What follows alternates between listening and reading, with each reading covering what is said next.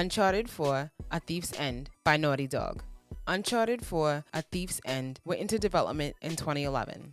The game was officially announced in 2013 but wasn't released until May 10th of 2016. The game was met with much praise and has a Meteoritic score of 93 out of 100. To this date, the game has sold over 15 million copies. How do we feel about it though? Here's our honest review of Uncharted 4: A Thief's End by Naughty Dog. All right, y'all. Uncharted 4: A Thief's End, man. Uncharted 4. How do you feel about this game box art?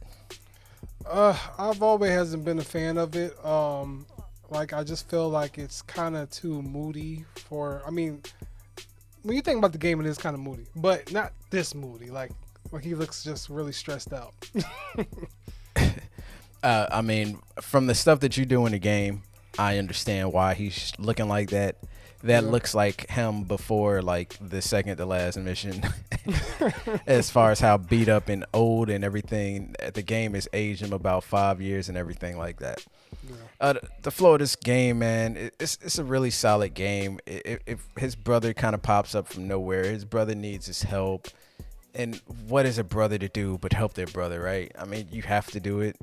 There's always a catch. His wife was a little privy to it, and we got to meet a couple of new characters. What's homegirl's name again? Not Nadeska.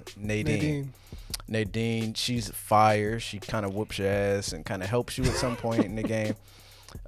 She had me on my toes, like the way that they were setting everything up on the radios and everything like that. But as far as things I liked about this game, the game it's always super action packed. It always feels like a movie. There's a whole bunch of beautiful, all dropping set pieces where you'll be riding up somewhere and then the camera will zoom out just so you can see the world. Just to remind you, this is PS4 and we can do some really cool things with the graphics. And the shooting of the gameplay was dope. The jumping off into the abyss thing is gone. They did their thing with this game. Yeah, man. They've really fine-tuned the Uncharted experience when it came to Uncharted 4. I feel like the technicality was just really amazing when it came to gameplay and just the scenery of everything. I feel like Naughty Dog has made a reputation now for always paying extreme attention to detail, and I don't think Uncharted is not to be unnoticed when it comes to that. I mean, just the amount of detail you were driving around with that Jeep, and it was just ridiculous and everything like that. The mud splattering.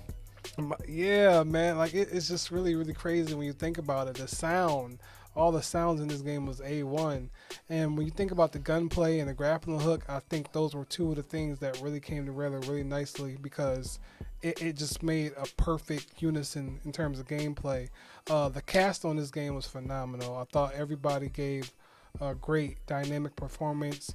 At this point, I'm asking, what cannot Troy Baker do? Because he is just a phenomenal voiceover actor. Mm-hmm. And just everybody, man, just memorable characters that we've come to know and love in the Uncharted series. I really like how they placed them in this one. Yeah, man. Things I didn't like about this game. So it just didn't feel overall that interesting to me, especially after coming from the last couple Uncharted games. The story didn't feel necessary until you get to the end, which sets up potentially the next episode in the saga of Uncharted games. And I want to say I beat the game on hard. I didn't feel like the difficulty was crazy difficult. I felt like the computer players aren't really the smartest bunch in the camp. They do stupid things to get themselves killed, but it doesn't change the fact that I enjoyed the game. And just adding people that can throw grenades is just annoying.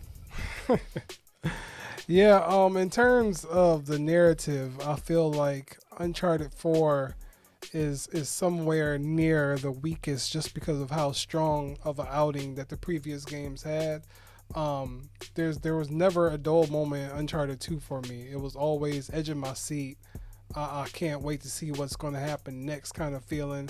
And even with Uncharted 3, it was just that sense of spectacle with the set pieces there. Not to say Uncharted 4 didn't have those same kind of feelings, but at points it's just like it come to the point where it was just like, okay, that was cool, but I don't know if that was like better than what happened in Uncharted 2 and 3 though. Like I found myself comparing moments a lot, and I think that's just because of the standard that Naughty Dog set with the Uncharted games. Like when you think about Uncharted 2 and 3, those were monumental games just because of the things that were happening on screen all at once. So I thought Uncharted 4 reached that level at some points, especially like with the motorcycle chase and everything like that. Hell like, yeah. They had the points there, but still there was just some points that fell flat because I felt like the narrative just wasn't as engaging as, Uncharted 2 and 3. Yeah, man. Final thoughts, man. Look, I don't know where the Uncharted 4 series can go if you just make his daughter the main character. We're at Tomb Raider. Because you got to consider the fact that Uncharted, the whole idea of the game was stolen from Tomb Raider. They just did it 20 times better than Tomb Raider, and then Tomb Raider came and copied them and made their game just so like true. Uncharted. Yeah. And now they're just slightly copying each other back and forth. The last Tomb Raider game, she had a grappling hook. I was just like, oh, who would have knew? I never thought that was a reason to have a grappling hook in the game. And you use it the same way you do in Uncharted. Anyway, Wow. they keep copying each other at some point, especially with the fact that Tomb Raider is dropping so frequently. I'm scared of burnout potentially happening to Uncharted. I hope they could find a new, inventive way to change things up with some of the new things that's potentially in the controller and give us something that we haven't seen before. I'm not asking for water levels. I get claustrophobic. We don't need water stuff. We don't need you being under the sea. You know what I'm saying?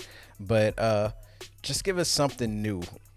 Uncharted 5 outer space. You're chasing moonstones. I don't know. I don't know if I can see Uncharted outer space, but the game is any must play for a PS4 owner, regardless of what I think about the narrative. I still think that it provides a strong sense of technical achievement when you think about a game like Uncharted 4, just because of how intricate all the details are, how perfected the cast is, and just how the gameplay has been fine-tuned. And I still think that it's the Uncharted experience. And it still warrants a playthrough if you have a PS4. Final grade, man. I'm going to give Uncharted an 8. I feel like there's some issues with the story that just don't make it 100% interesting. The gameplay is the most solid it's been out of the whole series. But even though I had fun playing this game, I still don't feel like it was 100% necessary. Yeah, I'm going to give it an 8 as well. I think it doesn't quite match up to the standards of Uncharted 2 and 3, and I know that's a common trope, but I really think that Naughty Dog set that standard for themselves.